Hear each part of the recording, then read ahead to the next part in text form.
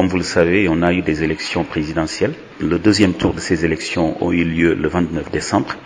Et jusqu'à présent, il n'y a pas un vainqueur de ces élections. Donc, il y a un processus qui est en cours. Il y a eu un recours judiciaire qui a été déposé par les candidats. Et on attend que la décision de la Cour suprême soit respectée. Donc, je pense que là-dessus, on peut dire qu'il y a un blocage, mais il y a un processus qui passe par les institutions.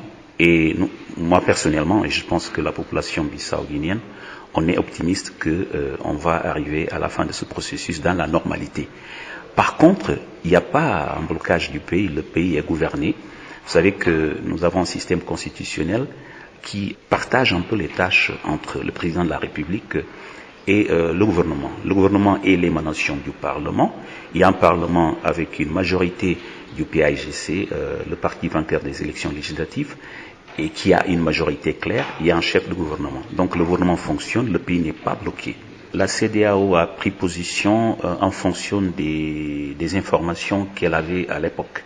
Donc il y a quelques jours, lorsque la Commission nationale d'élection avait dit que tout le processus électoral était clos et que les résultats qu'elle a publiés, ce sont des résultats définitifs, la CEDEAO et peut-être une bonne partie de la communauté internationale avait l'impression que c'était fini.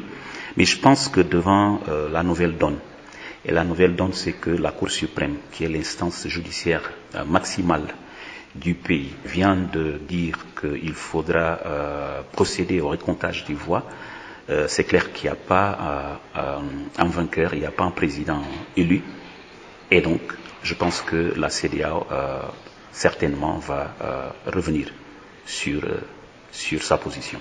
Est-ce que cette crise a un impact sur les finances de l'État? Bon, en fait, vous savez qu'une année électorale est toujours une année difficile. Cette année, en fait, 2019 a été une année très difficile avec 2 élections qu'on a organisées. Et les élections coûtent de l'argent. La communauté internationale nous a appuyés. Mais le gouvernement lui-même a aussi contribué de façon significative au financement des dépenses électorales.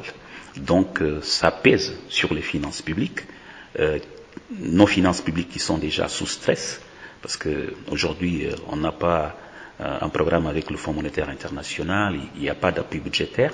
Avec des incertitudes politiques, les recettes fiscales ont chuté. Et c'est dans ce contexte difficile qu'on gère les finances publiques. Oui, il y a un impact sur les finances publiques, mais on espère qu'on va traverser cette situation difficile et on pourra changer la situation très bien. Comment sortir de cette crise pour lancer le pays? Non, je pense que c'est simple. Il y a une décision de la Cour suprême qu'il faut respecter. Ce que la Cour suprême dit, c'est qu'il faut aller vers le recomptage des voix. Donc on va vers le recomptage des voix et à la suite de ce recomptage des voix, on saura qui est le président de la Guinée-Bissau et c'est ce président qui va être investi.